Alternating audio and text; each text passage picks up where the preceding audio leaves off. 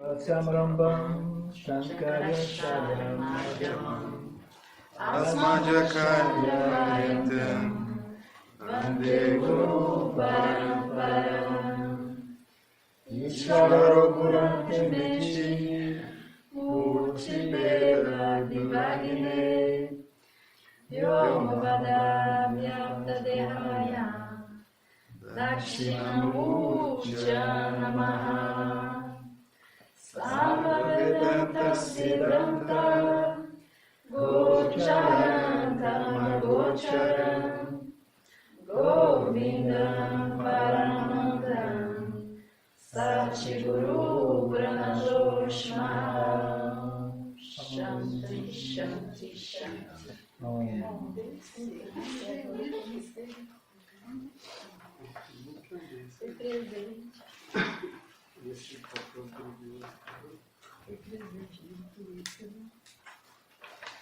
Então, nós falávamos um pouco antes, para ilustrar o mecanismo de assimilação desse conhecimento, né? O Shravana, a gente submete nossas mentes aos ensinamentos, a gente reflete, contempla, e aí a gente vai fazer aquilo que é mais facilmente compreensível como aplicação desse conhecimento, né?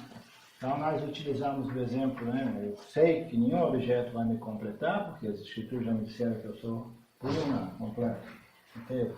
Nada está faltando. Mas ainda assim eu me pego, né, correndo atrás de objetos de experiência como meio de me completar.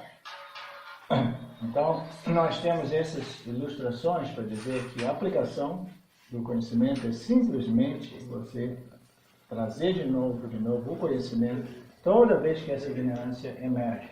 Esse é o único modo de cancelar e neutralizar.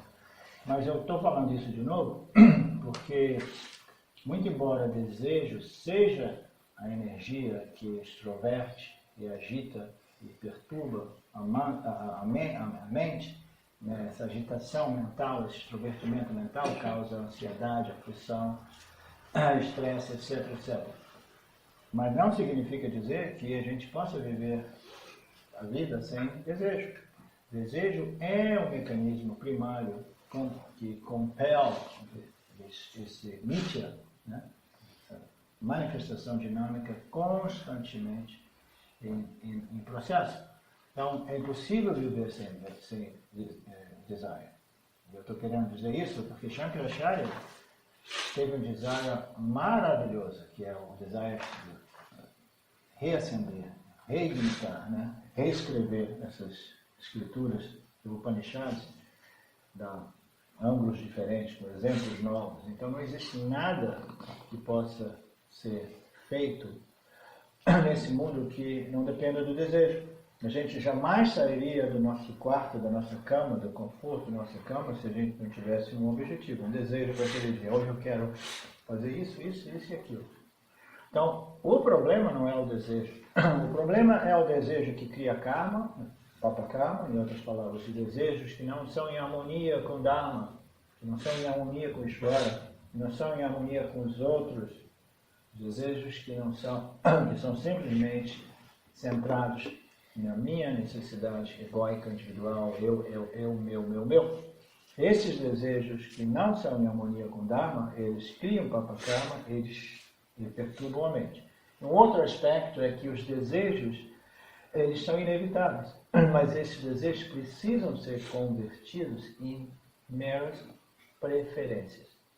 O conhecimento do Karma e Dharma, as escrituras de Karma Yoga, nos ajudam a converter esses desejos, transformá-los, transcendê-los ou sublimá-los em meras preferências. Eu prefiro isso, Ishvara, esse é o meu objetivo, esse é o meu goal, essa é a minha ação em total harmonia com o meu goal, em total respeito às leis naturais desse universo que você criou, entendeu? E eu coloco isso com espírito de gratitude, mas eu também quero alguma coisa. Não, eu quero isso, é a minha preferência. Não? Mas quando a gente desenvolve essa atitude do Karma Yoga, que é um fruto desse conhecimento profundo, dessas leis governando a nossa experiência, a gente já não vive movido por esses desejos que as escrituras denominam de binding desires, esses desejos vinculativos, compulsivos, arraigados, sem os quais a gente imagina e pensa que não, eu não posso ser feliz, eu estou completamente miserável porque eu ainda não obtive esse desejo. Então, esses são os desejos que a gente chama de desejos tamásicos.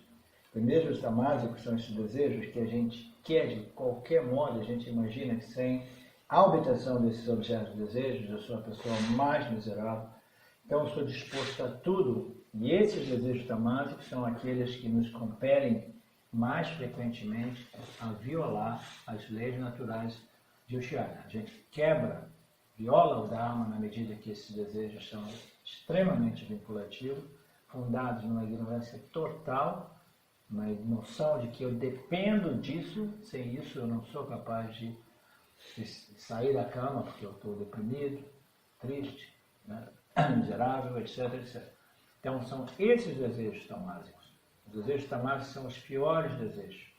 Os desejos rajadas, eles já são motivados por um desejo pessoal, e quando eles são conformados com Dharma, eles podem ser positivos no nosso crescimento espiritual.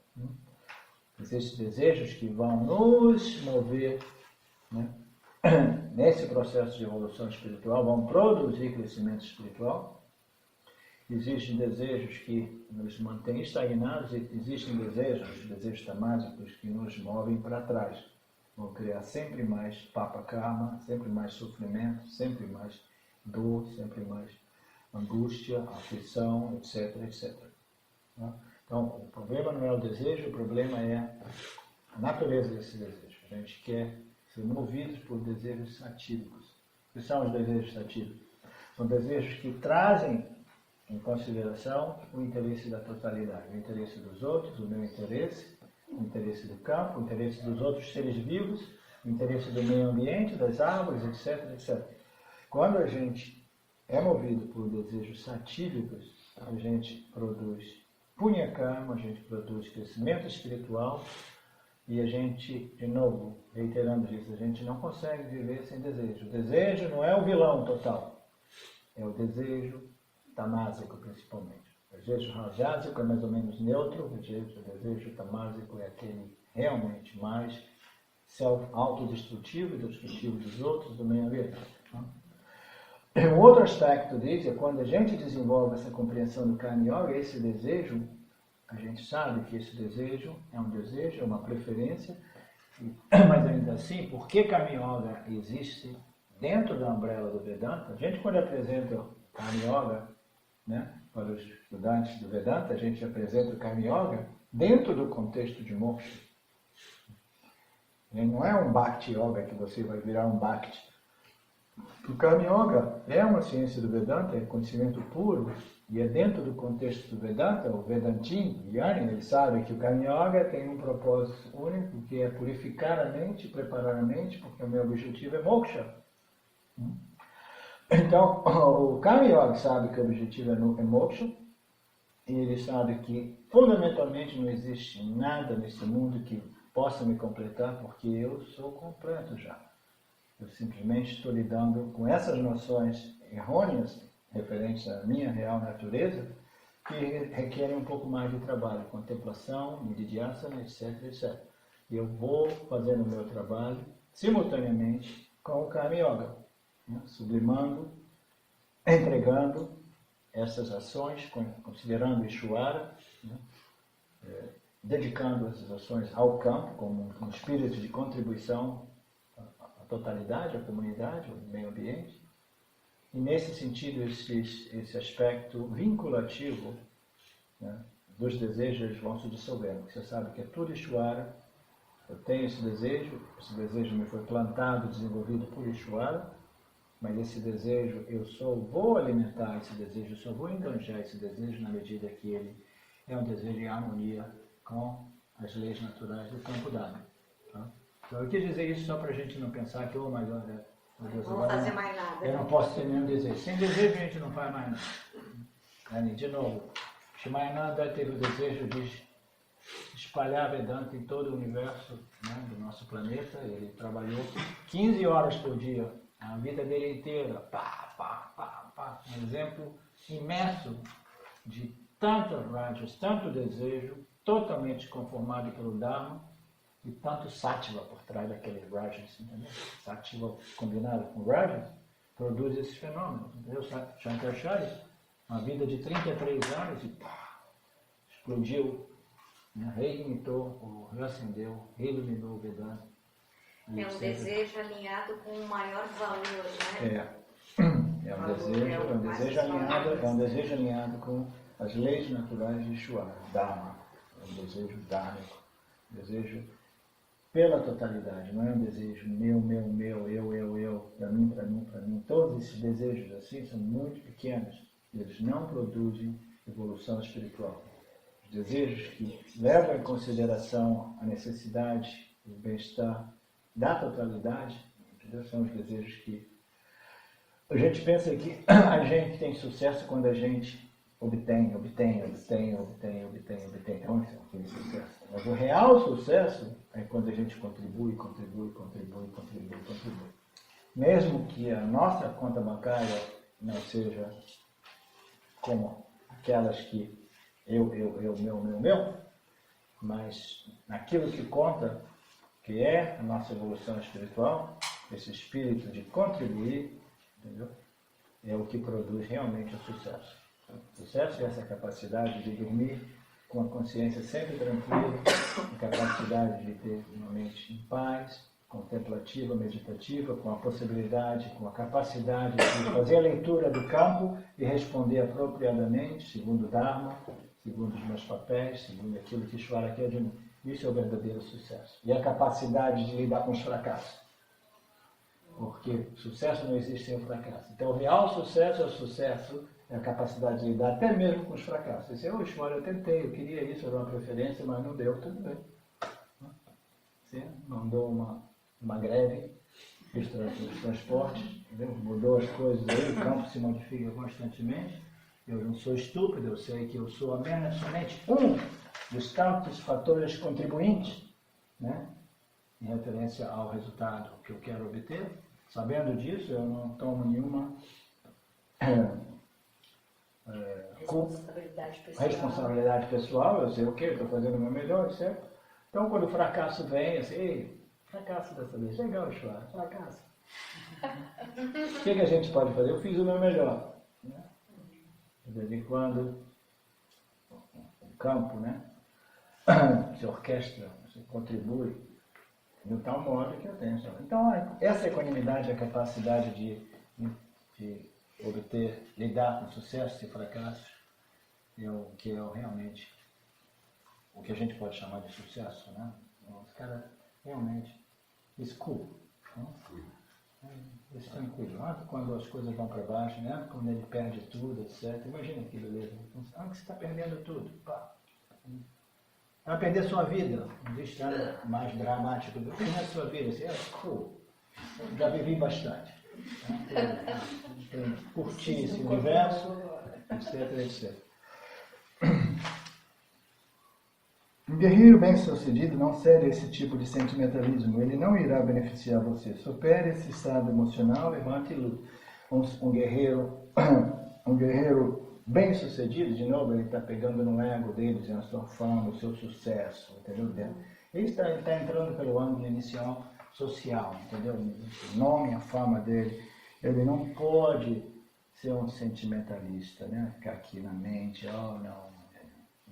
Sinto isso, eu sinto aquilo. Não, ele é um guerreiro, ele sabe qual é a função dele, qual é a obrigação dele, the duty, né? Obrigação, dever.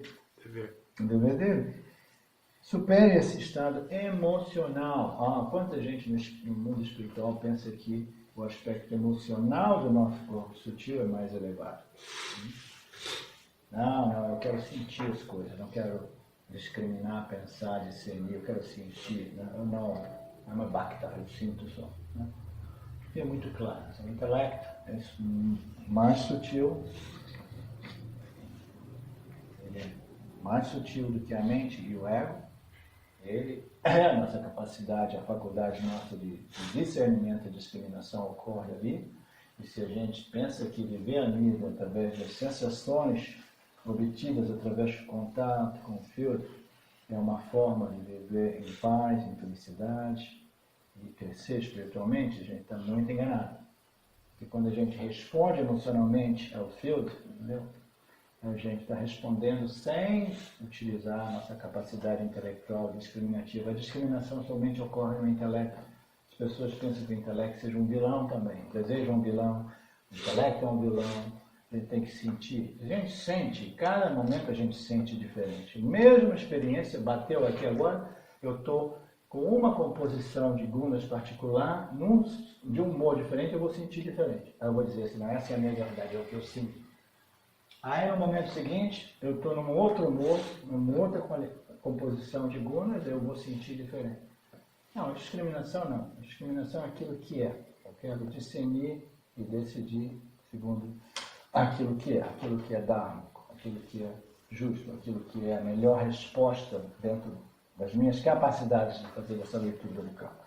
Então, o intelecto é a faculdade superior da nossa existência como jiva, e a realização do ser, a realização de moksha, a liberação, só é possível através da utilização apropriada, adequada da nossa capacidade intelectual de discriminação. Supere esse estado emocional, né? Levante e faça o seu dever. Então, esse foi o primeiro ensinamento primeira provocação, nem um ensinamento, não tem ensinamento ali, ele foi uma cutucada, né? A primeira coisa que eu quero que você faça é siga a sua natureza, sua dharma, e depois a gente vai falar de ensinamento. Mas agora você levanta e faz aquilo que precisa ser feito. Você tem que dar um exemplo aqui. Você não pode se comportar contrariamente à sua natureza. Sua natureza é o general do seu exército. Primeira coisa. Depois a gente fala de ensinamento. Arjuna respondeu, ó destruidor de demônios. Demônios é uma representação daquilo que é ignorância total. Como eu poderia lutar contra esses homens que são dignos de adoração? Antes ele tinha dito, tudo bem, eu estou confuso, me ajude. Aí, de novo, ele tem uma recaída. Ele diz assim, mas como é que eu vou fazer isso? Os meus tios, meus primos, pessoas que eu vivi junto, sabe esse sentimentalismo? Quantas vezes nós nos encontramos nessa situação, a gente sabe o que é certo de fazer. E eu, de novo, naquela situação, como é que eu vou me envolver com esse sentimentalismo? Ou eu vou dizer assim, não, vamos fazer aquilo que precisa ser feito. Então, isso tudo são situações de nossas próprias vidas, entendeu? A gente tem que fazer aquilo que é justo, e muitas vezes aquilo que é justo não é uma decisão, uma ação agradável, né? Lutar uma guerra contra Dharma, uma guerra sanguinária, como se diz? Sanguinária, como essa, não é uma ação agradável. Ninguém gosta de lutar uma guerra sanguinária. Mas é justo. É justo. E um guerreiro digno, né, desse título, é um guerreiro que é disposto a morrer pelo Dharma. O que isso diz de nós? Diz assim, não, eu prefiro morrer seguindo o Dharma. Morrer em busca dessa liberação, eu prefiro ficar pobre do que continuar fazendo aquele trabalhinho que eu odeio, simplesmente, para a questão da minha segurança, do meu conforto, etc, etc. Então, essa capacidade de realmente arriscar tudo, dar tudo, né, comprometer até mesmo a sua vida em prol do Dharma. A gente conhece essas situações que a gente tem às vezes de opção assim, não, eu posso sobreviver bem aqui com muito sucesso, muito dinheiro, isso e aquilo, mas eu estou vendendo a alma. A gente usava essa expressão no meu tempo do Brasil, eu vou ter que vender a alma, mas eu vou sair com tanto dinheiro no banco, né? Mas eu vou me sentir mal comigo pro resto da vida. Tem casos na minha família de 2 sócios, um rouba o outro, dá o balão, foge com todos os milhões, né? Imagina a consciência daquela pessoa, assim, não, eu vou ter sucesso, vou ter milhões, etc. Não, mas eu não vou fazer isso. Aí o outro diz assim, o cara fez isso, e o cara é meu irmão. E agora, qual é a minha situação aqui? Eu vou perdoar ele ou vou levar ele para a polícia e levar para a cadeia? De novo, o sentimentalismo entra e assim, não, não posso fazer isso, ele torrou o dinheiro, levou para cá, mas é meu irmão. Mas o que seria justo, irmão? Esse cara leva ele para a corte, ele vai para a prisão. Né? Então, nas nossas vidas, de novo e de novo, a gente é chamado a responder ou com sentimentalismo, ou responder com uma ação de preservação do Dharma. Seria melhor mendigar por comida do que matar esses homens exaltados. Está com uma microfonia, né? Média acudir. O grave está no máximo, o agudo eu vou diminuir. Qualquer riqueza e prazer que eu obtenha desta guerra estariam manchados de sangue. É impossível dizer que seria melhor que nós os conquistássemos ou que eles nos conquistassem. Como poderíamos continuar a viver uma vez que tenhamos assassinado esses homens bravos? Mesmo como é que diz isso? Mesmo menino. Ele só vai arrumando argumentos novos. Não quero fazer aquilo que eu tenho que fazer, mãe, não quero, não, é muito chato.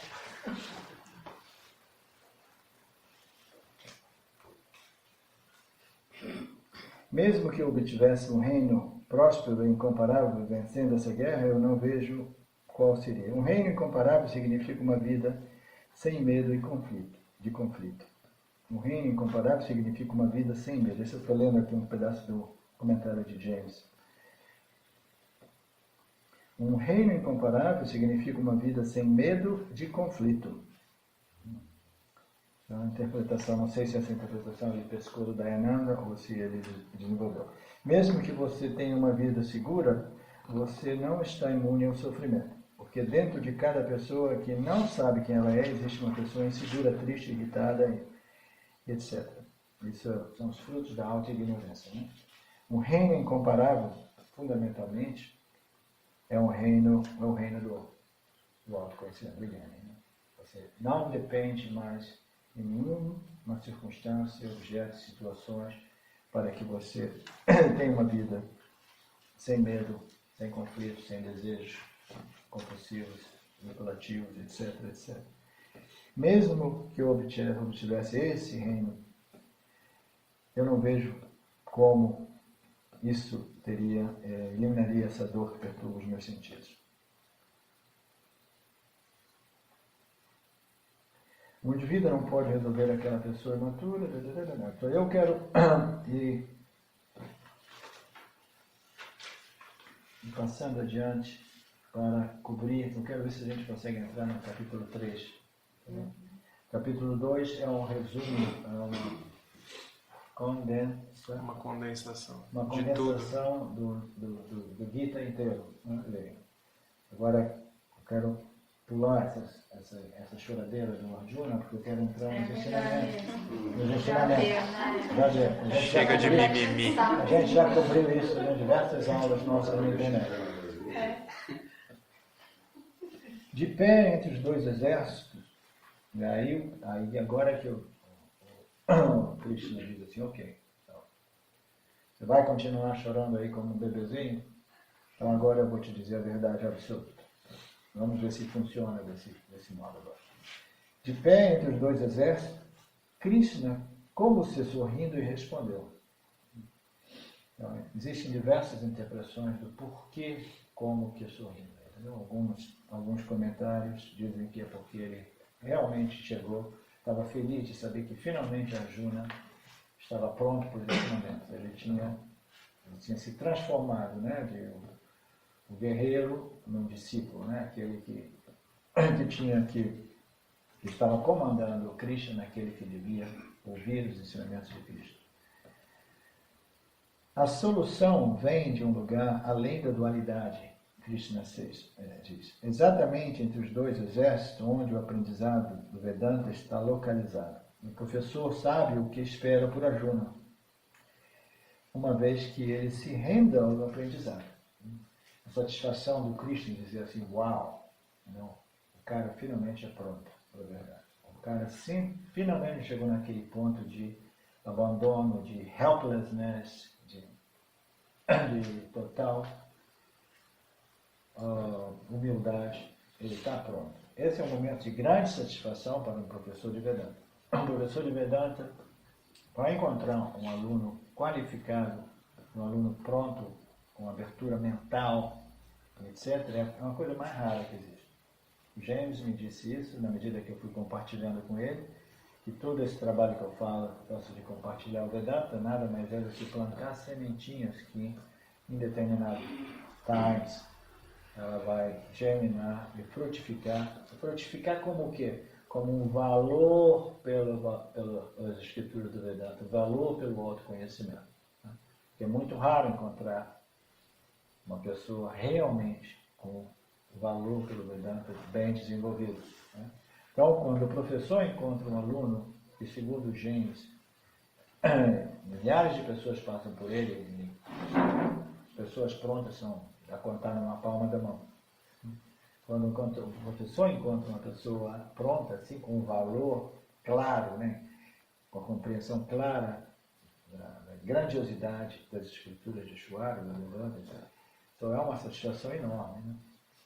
Então, o Krishna teve aquele sorrisozinho de felicidade, o professor sabe o que espera por Arjuna, né? Uma vez que ele realmente desenvolveu esse valor. E ainda que a autoinvestigação não seja sempre fácil, cheia de altos e baixos, crises, né? Como a vida mesmo. Momentos que a sua fé, a sua confiança, a sua certeza é grande, aí momentos de crise, de repente você começa a duvidar da sua real natureza, das palavras de Shwara, etc. Você começa a dizer, não, eu vou voltar para o Sansara.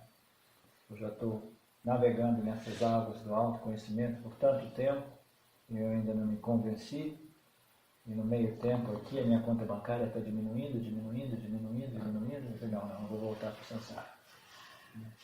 Então essas crises, elas são naturais. Mesmo que a autoinvestigação não seja sempre um percurso assim, né? Ele vai assim, vai em zigue-zague, etc. Mas o Krishna sabe, né? Uau! Que coisa maravilhosa nós nos encontramos aqui, pessoas de todas as partes do Brasil viajando juntos, né? Pessoas que sentiram essa atração gravitacional pelo autoconhecimento, pelo conhecimento das escrituras, né?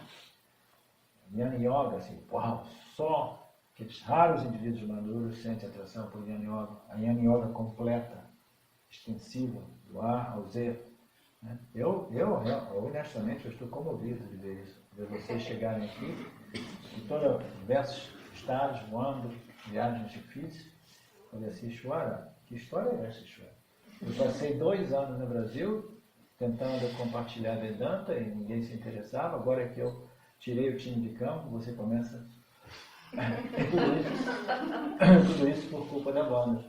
Ela começou a publicar esses vídeos na internet, no Brasil, e agora a Shwara fica fazendo essas coisas. É comovente, é muito fascinante, eu fico de uma felicidade enorme de poder servir de ajuda. Ainda que a autoinvestigação não seja sempre um mar de rosas, ela é um esforço rejubilante. Não existe nada mais maravilhoso. Quando você ama o conhecimento, você não tem mais nada na vida que vale a pena viver para, que não seja honrar esse autoconhecimento, entendeu? E condividir esse conhecimento, compartilhar esse conhecimento. Entendeu? As pessoas que batem na sua porta e perguntam, ei, o que aconteceu com você? A gente não pode ir por aí tentando empurrar esse conhecimento às pessoas que não têm interesse, porque isso também é uma violação de Dharma. A gente tem que ter muito respeito a cada pessoa no seu processo de evolução.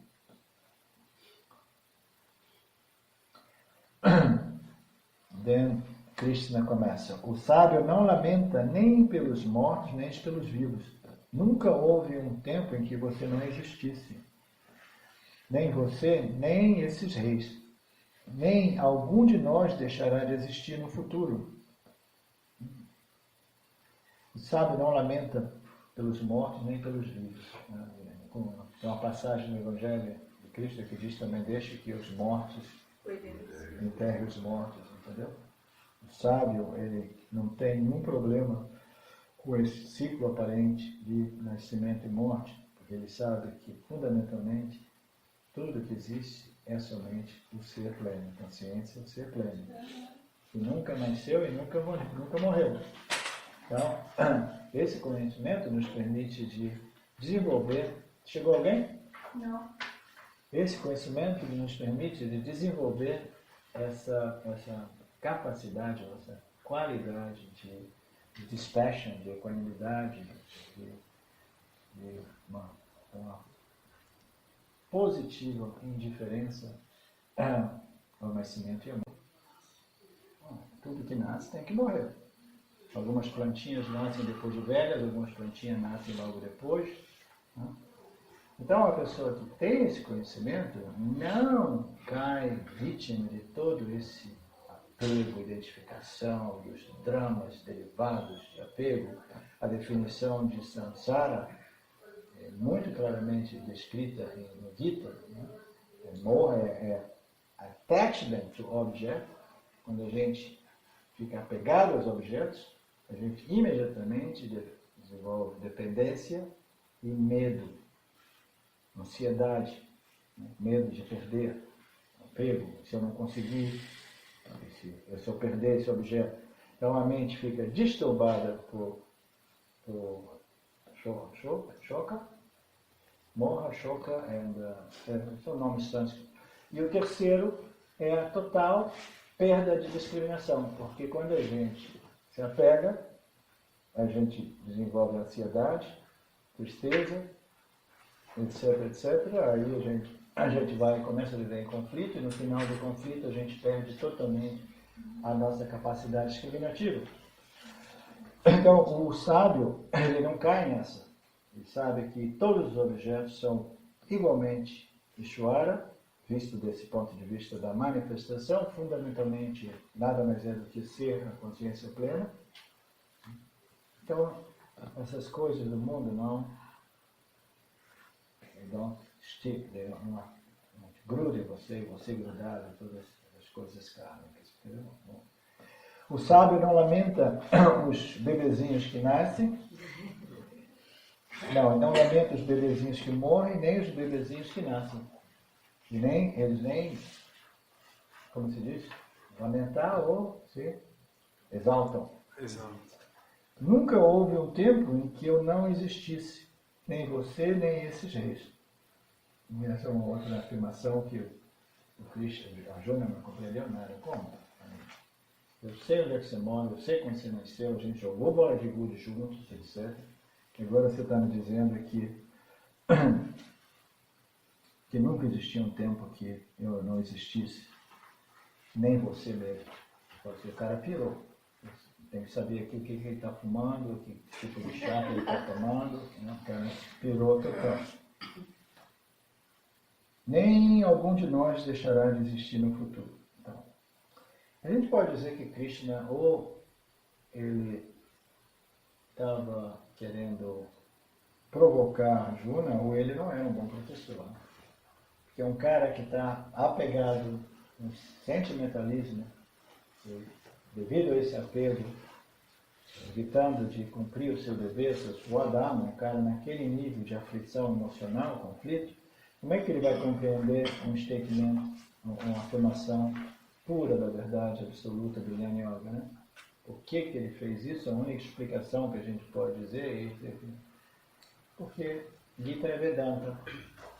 No mundo do Upanishad, no universo dos Upanishads, que é a última fração dos Vedas, né? Vedanta, o end, o final dos Vedas, no mundo dos Upanishads, a gente, quando chega no mundo dos Upanishads, a primeira coisa que os Upanishads dizem é Tatvamasi, você é a consciência.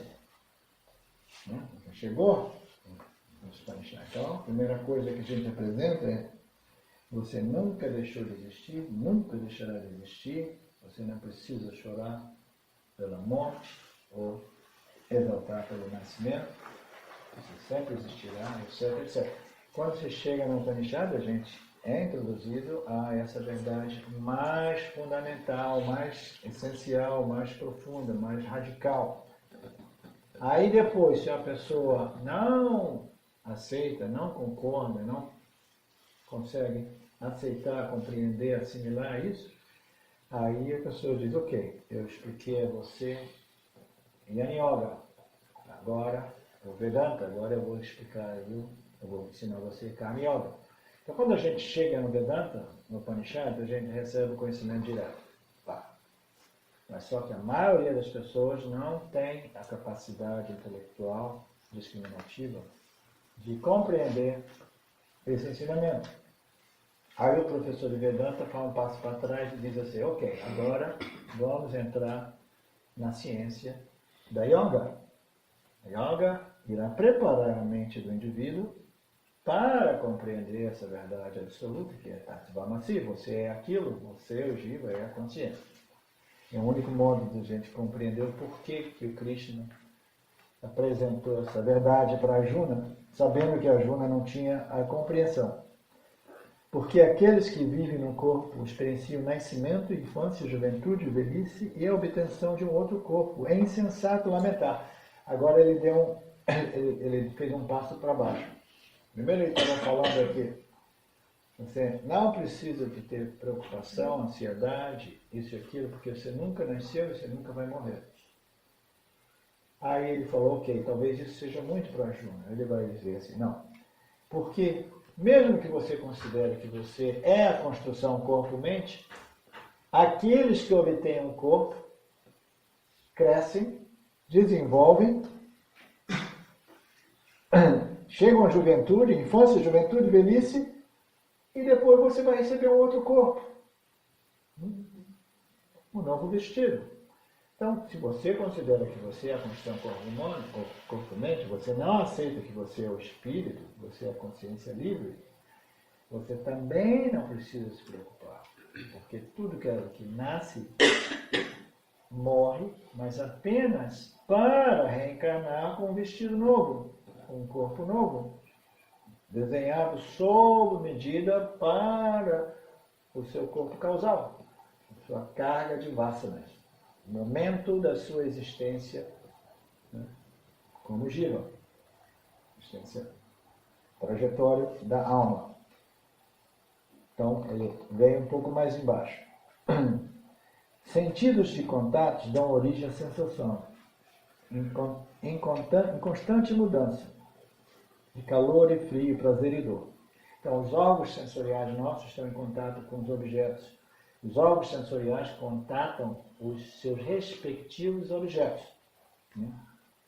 Se a gente quer ouvir uma música, a gente não pode usar os olhos para ouvir uma música. Né? Qual é o órgão sensorial que vai contatar o som da música, da melodia? Esse é o órgão sensorial. Se a gente quer comer aquela muqueca de peixe maravilhosa do Nordeste do Brasil, a gente não pode comer ela com os olhos, ou com o tato, ou com o ouvido. Né? A gente tem que contatar aquele objeto com seus respectivos órgãos sensoriais. Os órgãos sensoriais são desenhados para contatar os objetos de mundos em seus respectivos objetos relativos aos seus órgãos sensoriais. Tudo ocorre mecanicamente, automaticamente, e as experiências e as sensações constantes de mudança, de calor, de frio, de prazer e dor, tudo isso é um programa. A gente não pode fazer nada contra isso. Em outras palavras, a morte, o nascimento, a dor, o prazer, tudo isso é um desenho de fabricação do Jiva. A gente não tem nada que a gente possa fazer por isso. Tudo ocorre espontaneamente. Você não tem escolha, mas você tem que experimentar tudo isso. É Ishvara que, puf! Ei, prazer e dor, os órgãos sensoriais contatando seus respectivos objetos. Oh, não, eu quero ser um yogi. Eu quero viver em Nirvikalpa Samadhi. Vou procurar uma caverna, eu vou meditar, até eu entrar em Samadhi e nunca mais quero sair de Samadhi. Eu me divirto toda noite, eu vou em sono profundo, eu resolvo o meu problema, mas aí eu acordo. E essa história dos órgãos sensoriais sempre ali, né, trazendo mais experiências de prazer e dores mais diversas, eu estou de saco cheio. Então eu quero virar um yogi. O problema é que desenvolver uma vasana para Nirvikapa Samadhi, talvez leve diversas vidas. Então, no meio tempo, o que você vai fazer? Vai suicidar? Não. Existem outras soluções, né? Deixa essas coisas do corpo seguirem seus movimentos naturais. A gente não tem nenhuma escolha em relação às experiências que a vida nos oferece. Deixa isso para o corpo, deixa isso para a mente. Somente uma pessoa honrada, sábia, não afetada pelo prazer e dor, opta para o Vedanta. Qualificações, direto entrando assim, hey, você chegou no Vedanta? Você precisa ser qualificado. Essa é uma novidade, quase ninguém, nenhuma outra tradição espiritual ou religiosa diz para ninguém. Não, qualificação, que é isso? Se Deus me criou é porque a graça divina pode cair sobre mim, entendeu? Eu vou ser o iluminado dos iluminados, etc, etc. Não, qualificações. Somente uma pessoa honrada, sábia, não afetada pelos pares de dualidades, prazeres e dores, as experiências inevitáveis através do contato nosso com o mundo. É por isso que as pessoas desenvolvem essa tendência de querer virar um yogi. Nirvikapa Samadhi, eu quero virar um yogi, eu quero eliminar o mundo dos objetos. Eu quero parar de contatar experiências dualísticas de prazeres e dores. É uma tentação, né? Assim, não, eu quero entrar naquele estado que o mundo desaparece, porque o mundo é o problema. Porque o mundo vai constantemente me proporcionar prazeres e dores. E ninguém imagina que existe um modo de lidar com o mundo que não envolve manipular o campo de objetos, mas simplesmente desenvolver uma mente equânime com a capacidade de lidar com prazeres e dores sem sofrer prazeres e dores. Sofrer prazeres e dores é interessante, porque o Yang, ele não sofre as adversidades e ele não curte os grandes prazeres da vida como o Sansari. O Sansari, quando as coisas não ocorrem, segundo ele sofre miseravelmente. Quando as coisas ocorrem, segundo os seus desejos, ele exalta de modo extasiante ou intenso. O Yang não. A pessoa sábio, ele simplesmente ele recebe bolsos com equanimidade. Diz assim, não, tudo bem. Situações favoráveis, ótimo. Gosto, até prefiro. Situações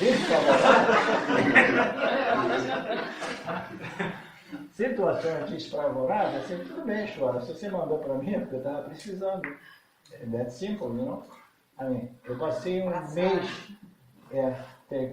um mês nos mais difíceis da minha vida, lidando com pessoas loucas, enlouquecidas lá, em situações difíceis. Você acha que eu estava esperneando, reclamando?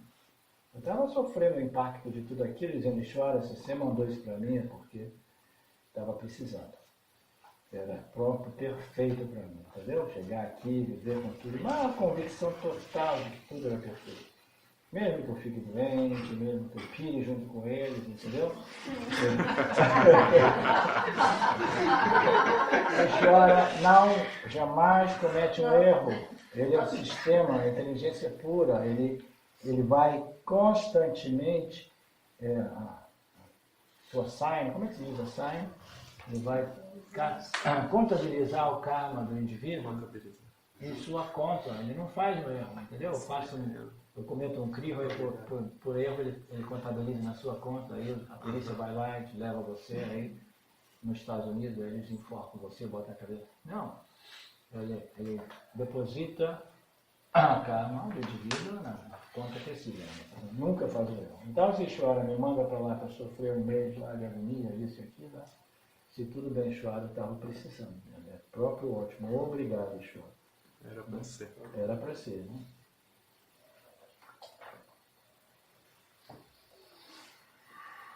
Você não tem escolha, mas você experimenta tudo. Somente uma pessoa sábia, honrada, não se afeta com prazer e dor, e somente tal pessoa apta para a iluminação.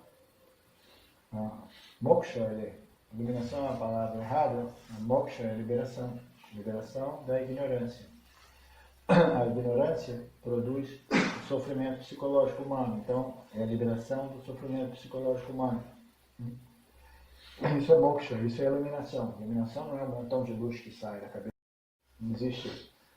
Então, somente uma pessoa qualificada, honrada, é apta por isso. Mas não significa dizer que se as minhas qualificações não estão plenamente desenvolvidas, eu não seja uma pessoa apta para o Vedanta.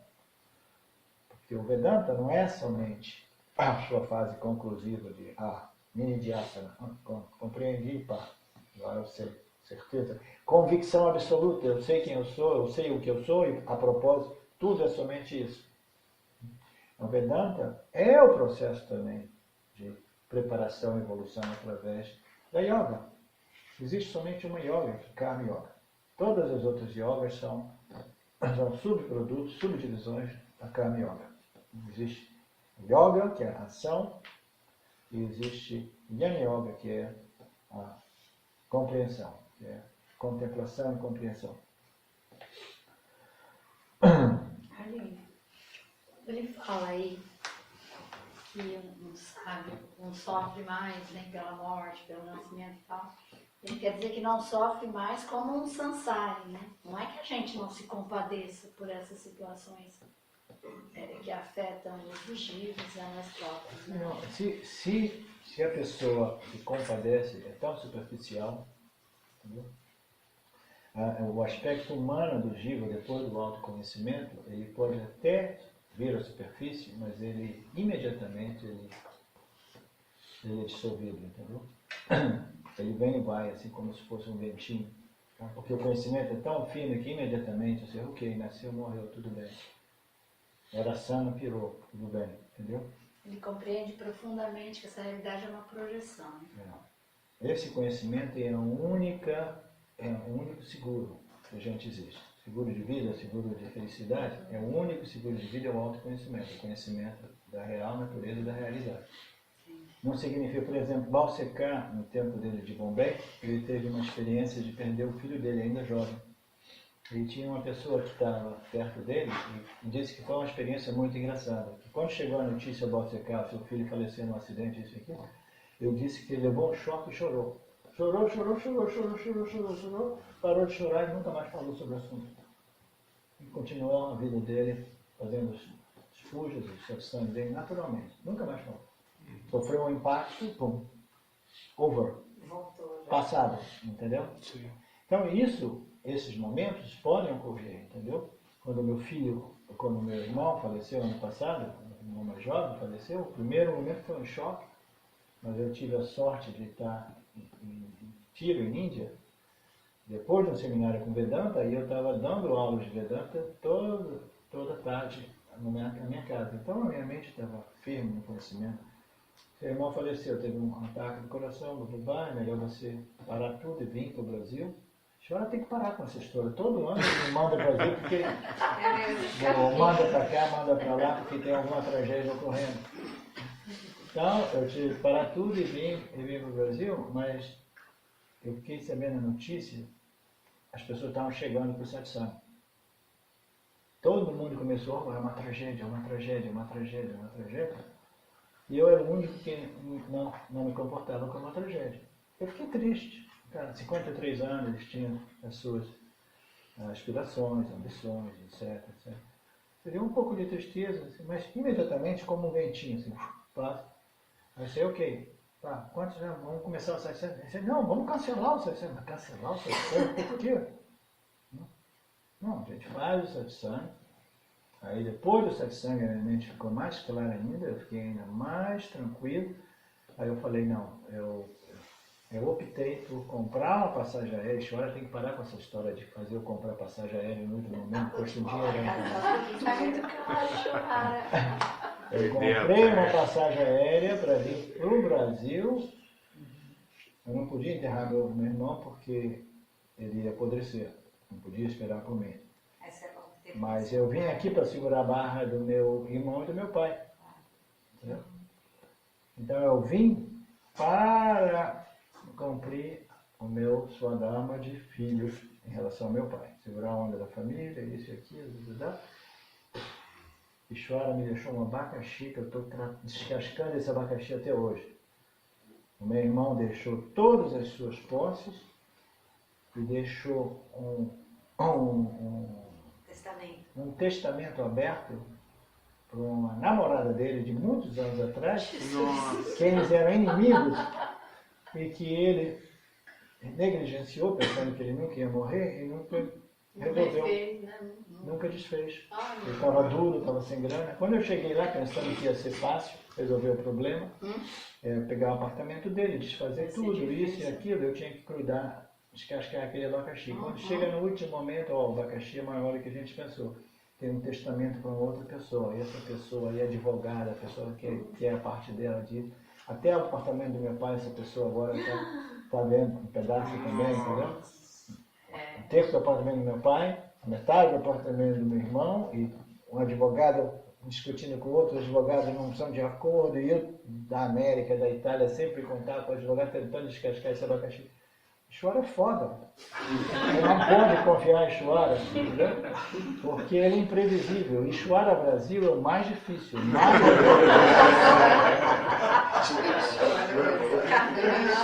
Ishvara versão brasileira. Então o que a gente vai fazer, né? A gente vai dançando segundo a música e as tragédias vão ocorrendo, a gente vai vivendo.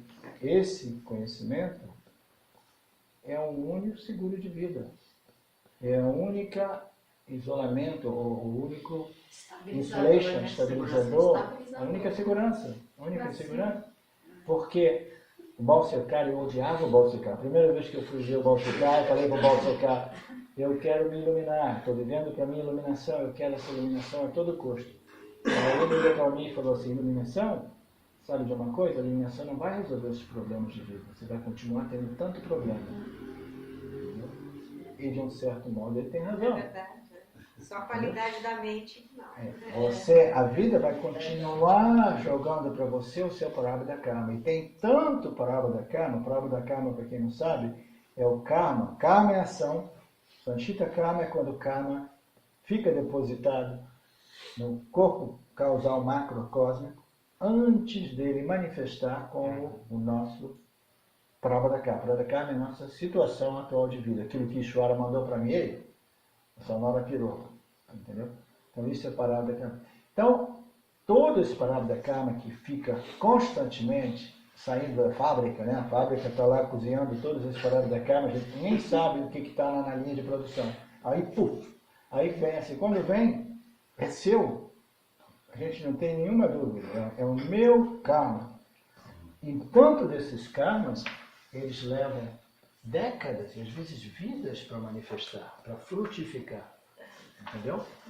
Então, todos aqueles karmas, os agami karmas, quando a gente coloca ações no campo, todos os agami karmas que eu coloquei por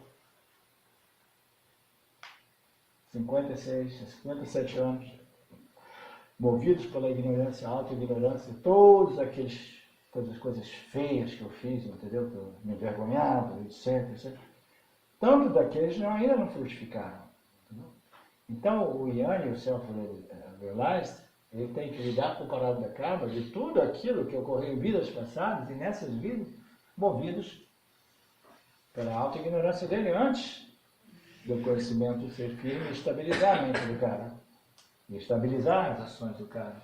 De modo que ele se adequou, se harmonizou com o conhecimento de Ishvara.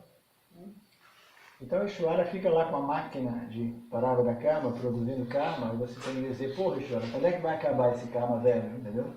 E de novo. E a gente tem que... Mas você lidar com tudo isso dá uma outra plataforma. A plataforma do autoconhecimento permite, principalmente quando esse conhecimento é completo. Muita gente sabe, eu sou o ser, mas eles não sabem nada sobre Ishvara, Jiva, Jagata e as leis que operam aqui. Eles não têm nenhuma noção disso. Eles ficam confusos. Aí eles têm que inventar história, como eu dizia no outro dia. Um swami famoso lá em Tiruvannamalai, discurso em torno para dizer assim que a mente é cheia de veneno, é o inimigo número 1, tem que ser destruída, porque a mente, quando tem muito veneno, às vezes, causa câncer no mestre. O cara supostamente é iluminado, é uma celebridade no ashram, ele não tem nenhuma noção de karma, ele acha que a mente dos devotos, porque tem muito veneno, causaram o câncer de Ramana Maharaj. Causaram câncer do Ramana Prabhu. Então, em qual barra de Ramana, ele inventou aquela história e Então, quando você tem um conhecimento completo, você não se responsabiliza nem mesmo pela sua palavra da karma. São todas ações movidas por auto-ignorância, estão frutificando. Eu quero pagar o meu débito, Ishvara. Estava precisando mesmo. Quero pagar. Conto kármico, nossos karmas é assim. A gente produz punya karma, a gente diz, vamos lá curtir, gastar esse dinheiro esse final de semana. Né? Aí papa karma, assim, o débito, né? Eu quero pagar esse débito. Então eu tenho que arrumar um trabalhinho para pagar esse débito. Eu não quero ficar com muito débito. Não tenho que pagar cheque especial, essas coisas todas. Né? Então a vida é essa, a gente vai ajustando e Ishvara continua mandando. A capacidade que nós temos de lidar com isso, dá o ponto de vista não somente de autoconhecimento, mas Ishvara conhecimento, Ishvara knowledge, é que permite a gente receber tudo isso com equanimidade, sabendo, ok, eu compreendo as leis que governam, eu compreendo as regras desse jogo, entendeu? É o meu karma, eu quero pagar os meus débitos, se está vindo para mim é porque é perfeito, porque tudo aqui é construído sob medida, né? Como alfaiate perfeito, separado da carne. Então essa certeza, essa convicção permite a gente não só de não tomar as coisas pessoalmente, mas como receber, como também recebê-las como prasad. Prasad é um presente de Ishvara, entendeu? Parábola da karma, quando é papa karma, tem um aspecto purificador. Sofrimento tem um aspecto purificador. E bom também. Essa questão, eu quero voltar um pouquinho mais. Essa questão, quando você coloca assim, de uma perda, né, de uma pessoa querida, assim, a gente sofre um pouco, tá? Mas assim, eu acho que não tem como não sofrer com a perda de alguns objetos, porque não tem como você se vincular ao objeto se você não gostar dele, assim, né? Igual, eu converso com esse, não sei se ele é bicho grilo, não sei mais quem ele é, depois que eu vejo ele assim. Então a gente conversa quase todo dia, né? Tem atrito de vez em quando também, pegar tudo aqui, viu? Mas aí eu gosto dele, conversa, cara. Então, se ele morre, eu vou sentir. Porque tem um certo nível de apego, entendeu? Apego existe até quando ele não existe mais. Samsara significa a consciência refletida no corpo sutil do jiva, contatando o mundo dos objetos e desenvolvendo apego. Entendeu? Então, quando o conhecimento entra na equação, você compreende que você não é o reflexo dessa consciência que, devido aos seus gostos ou desgostos, quereres e não querer, se apega aos objetos. Você é a consciência e a consciência é completamente livre dos objetos. Eu sou a consciência que está testemunhando esse objeto, se apegando Mas o autoconhecimento... a ele que eu não sei mais quem é. O autoconhecimento fundamentalmente é para o jiva. A gente pode dizer as duas coisas, dependendo do que a gente queira convenir. Nesse caso, o autoconhecimento é para o jiva. A consciência sempre foi, sempre será free, né? Ilimitadamente, infinitamente livre.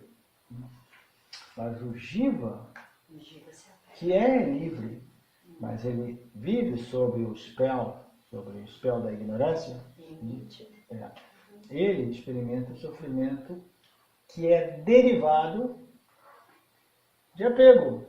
Apego é a força inicial que gera o sofrimento humano. Samsara é definido como a consciência refletida no corpo sutil, contatando o mundo dos objetos e desenvolvendo apego. Então, apego é fruto mais fundamental inicial da ignorância humana, é o apego. A gente se apega àquilo que a gente gosta e a gente tem aversão, que é uma forma de apego também, que a gente sabe, né? A gente se apega aos nossos inimigos também. Quando a gente não gosta de uma coisa, a gente tem uma fixação com aquela que a gente constantemente pensa em como evitar aquilo ali, como evitar. A gente vive escravo daquela aversão também.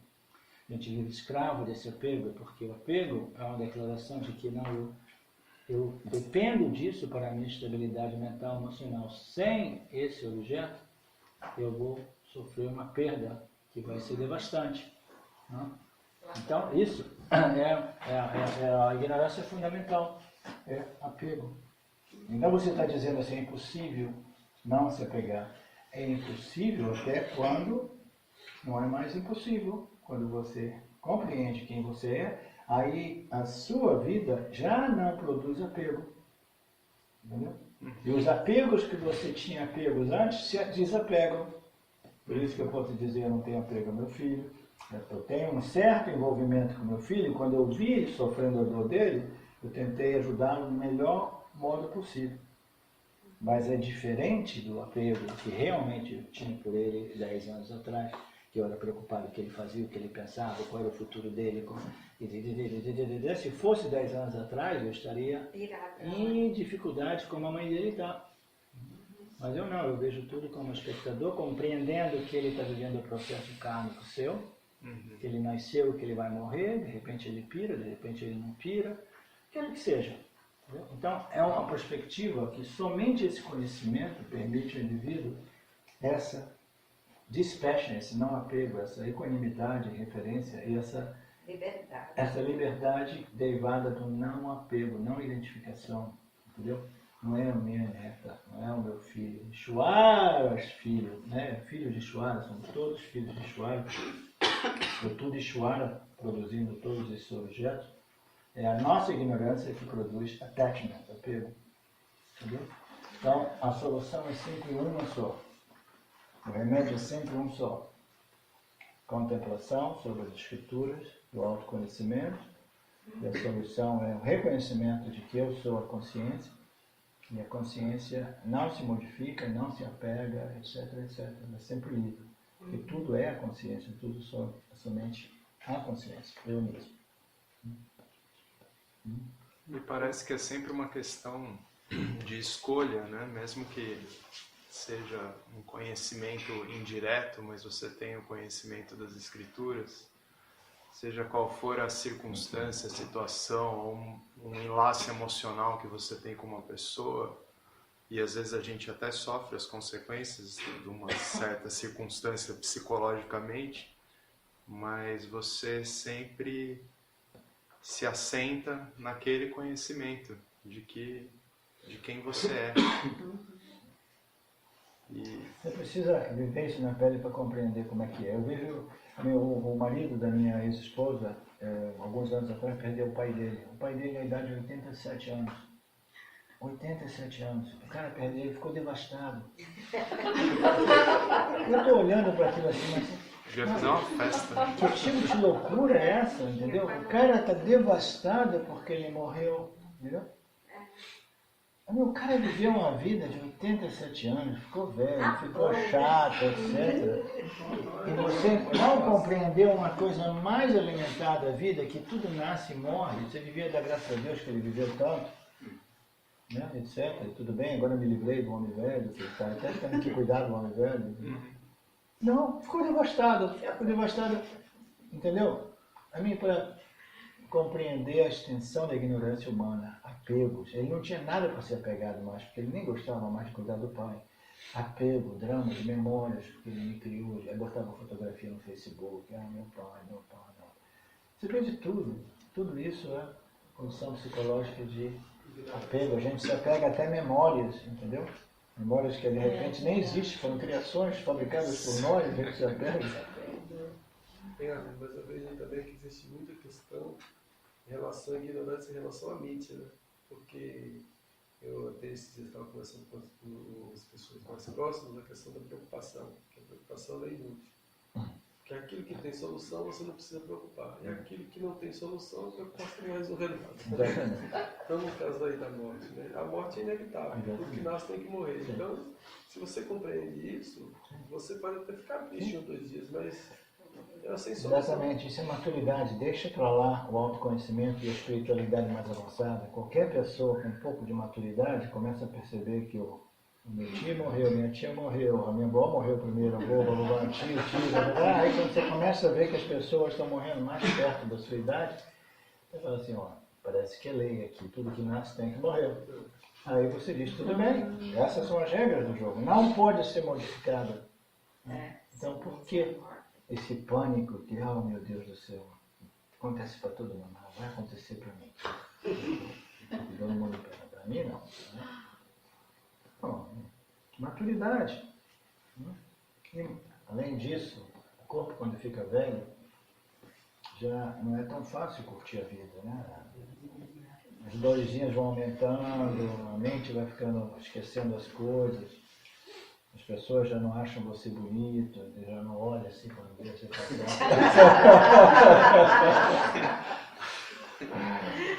Assim, né? Ninguém quer mais ouvir porque dizem que eu repito sempre as coisas, né? Aí o cara vai ficando velho, mas se ele for infantil como meu pai tem 88 e ainda tem apego pela vida. Há 10 anos atrás ele ainda fazia sexo, para você ter uma ideia.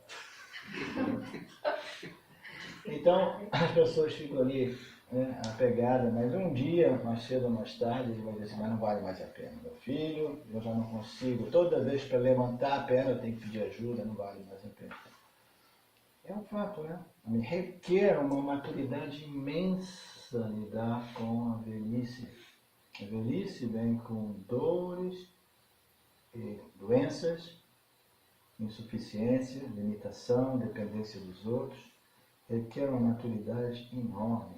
E essa maturidade pode ocorrer até mesmo sem espiritualidade. Basta você ser uma pessoa inteligente. Sensata. Inteligente. Eu vou dizer assim, ok, não. Agora, não vale mais a pena. Qual é o propósito de ter um corpo velho, de uma máquina, um equipamento que já não funciona para extrair a alegria do mundo? Qual é o propósito? Se assim, não, eu prefiro, né, reciclar esse corpo. Ah, não, mas eu não acredito em reencarnação. Tudo bem, chega.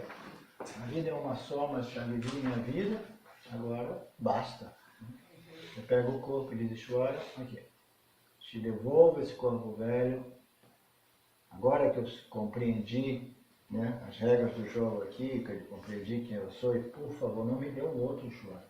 Não me dê um outro. É um desejo, hein? Eu quero permanecer livre de Uma corpo. versão. A versão é um desejo. Arlene, você não vai abrir para perguntas e respostas. Tem gente que veio e está sem jantar e já tem quase 10 horas. Vamos jantar? Então vamos embora.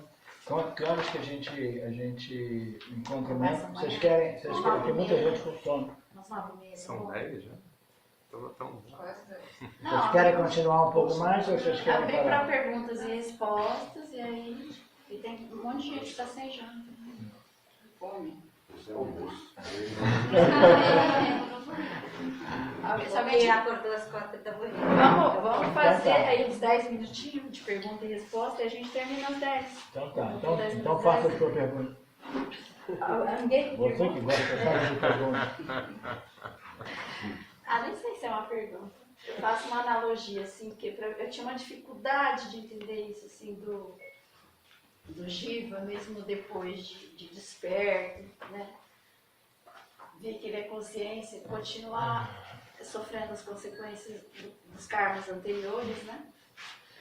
Eu faço uma analogia assim, mais ou menos um bêbado. A pessoa quando está bêbada, ela está inconsciente. Ela vai lá, bate o carro, bate nos outros, sei lá. Aí depois que ela sai daquele estado de inconsciência, que ela volta assim, ela vai pagar aquelas consequências, não adianta, né? Aí quando eu comecei a fazer assim, eu comecei a entender, tá. Os outros Jiva fez cagada, minha filha. Agora você despertou, mas você vai ter que... O individual tá lá cheio, né?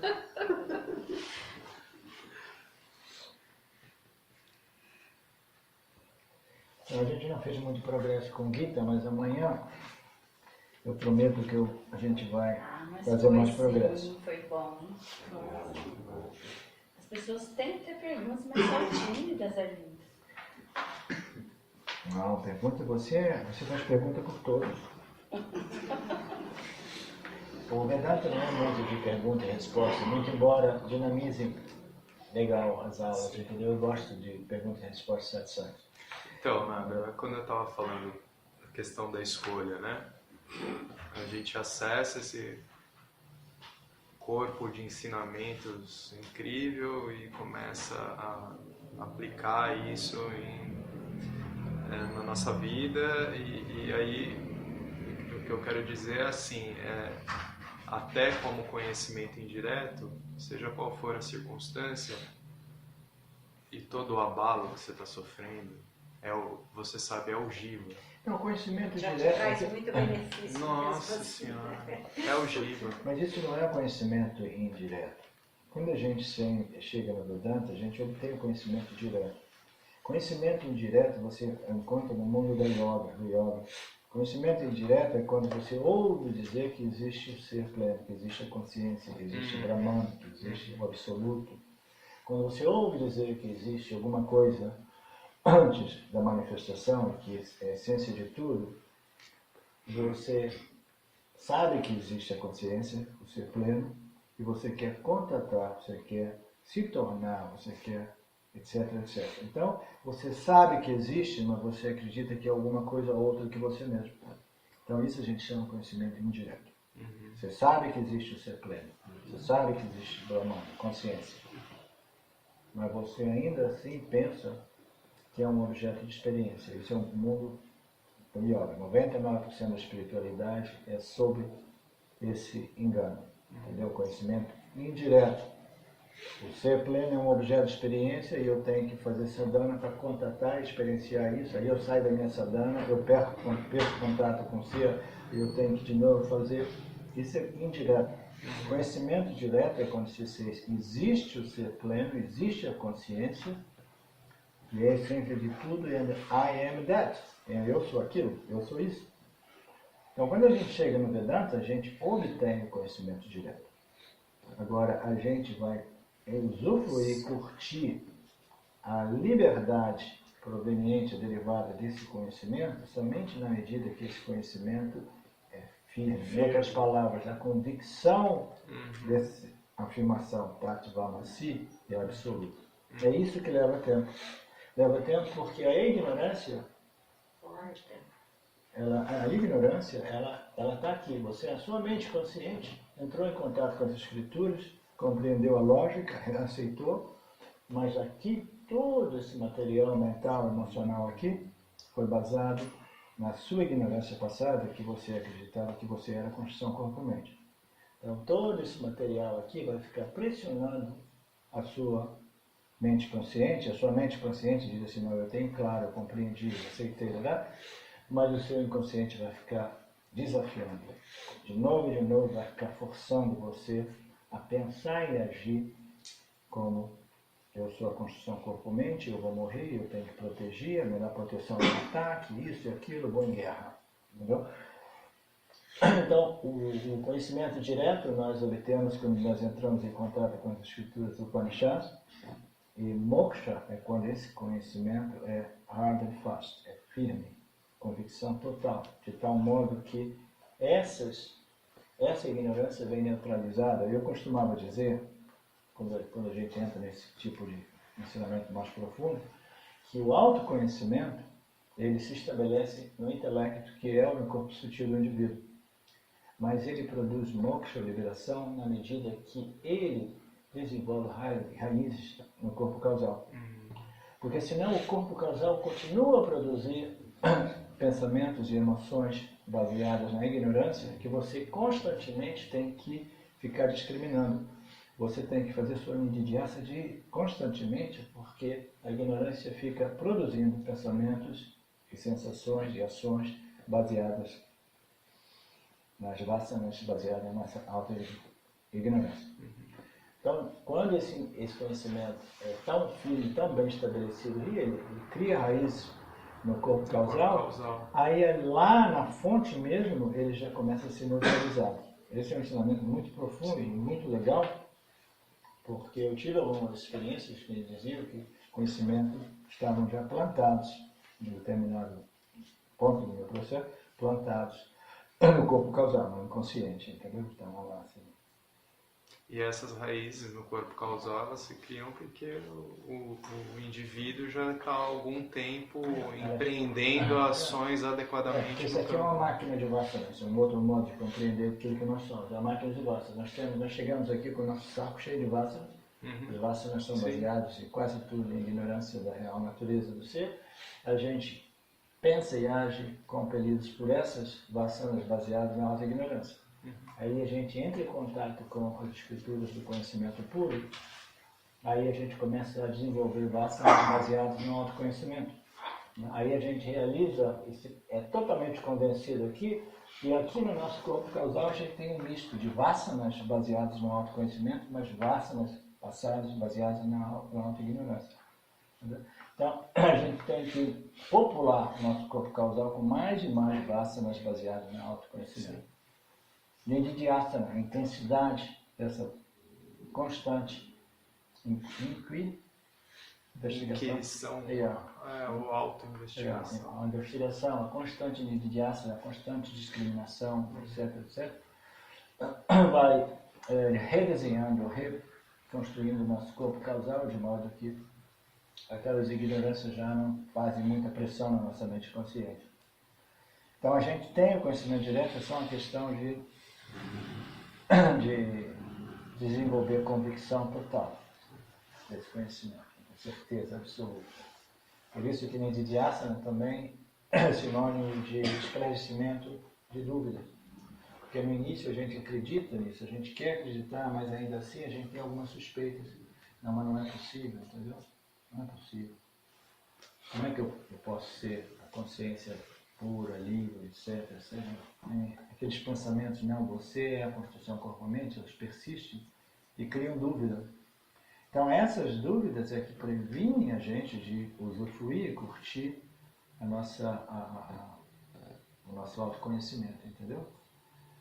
Essas dúvidas suspeitas, lá no fundo a gente não tem confiança total no conhecimento. Então o processo é esse processo de desenvolver convicção total. No início você se toca e fala, uau! Não? Aí depois, quando você vê, você começa a pensar e agir traindo aquele conhecimento. Escorregando no automático. Escorregando na maionese, quero dizer, porque alguma ignorância começa a colocar pressão na sua mente. Aí quando você vê, aí você se toca de novo, aí volta para as escrituras lá do seu livro. Aí é claro, pá. Não tem mais nenhuma dúvida. Aí de novo aparece uma dúvida. Aí aquelas dúvidas mais em referência aos ensinamentos, você tem que ficar clareando, esclarecendo com o seu professor de novo. O professor, nesse processo, é explicar os ensinamentos e suprir encorajamento. How you say? Encorajamento, confiança, encorajamento. Yeah. Just do the work. É the only way out of samsara, o único modo de resolver esse problema. Raji likes to say, you keep adding up, more knowledge, more conviction, more freedom, mais convicção, mais liberação. É um processo que não tem fim. Dito de um certo modo, a espiritualidade do indivíduo começa depois do auto-reconhecimento. Porque aí depois do auto-reconhecimento você começa a desenvolver sempre mais convicção e sempre mais freedom, liberação, livre. Pá! Chora, joga mais crise, pá! Você recebe ela com... Vai ficando mais fácil. Um videogame ao contrário. Recebe ela com elegância, recebe ela com agradecimento, tudo bem, Chuara, Então você vai desenvolvendo mais e mais convicção e liberação. E a sua mente vai ficando sempre mais atívica, você vai ficando mais sábio, você vai tendo desenvolvendo a capacidade de tomar decisões mais precisas, inteligentes,